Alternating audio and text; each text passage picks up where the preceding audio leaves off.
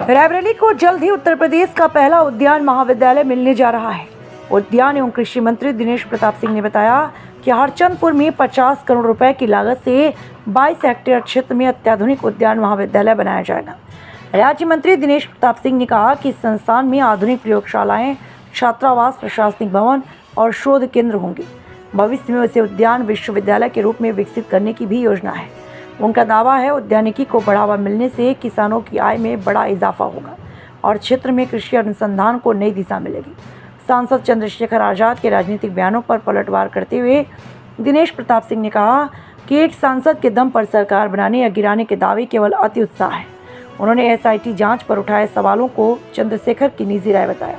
दौड़ते भागते हुए ये इतिहास हमने प्रभु की कृपा से, रायबरेली के लोगों के आशीर्वाद से बनाया कि उत्तर प्रदेश का पहला उद्यान महाविद्यालय और पहला उद्यान विश्वविद्यालय बनने की ओर भी पहला कदम होगा, जो एक बड़ा संस्थान है। अगर इस महाविद्यालय से बच्चे निकल करके आगे बढ़ेंगे, राजनीतिक लोगों ने हमारे रायबरेली जनपद में बड़े बड़े पदों पर सेवाएं की, बहुत सारे लोगों ने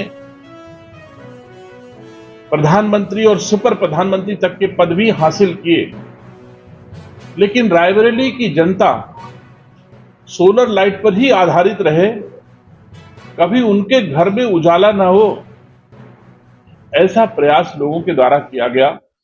और मेरा प्रयास, किसी नेता की सोलर लाइट की जरूरत नहीं है। हर हरचंदपुरवासी, हर रायबरेली के घर के भीतर उसका बेटा लायक निकल जाएगा तो आंगन में स्वयं उजियार हो जाएगा।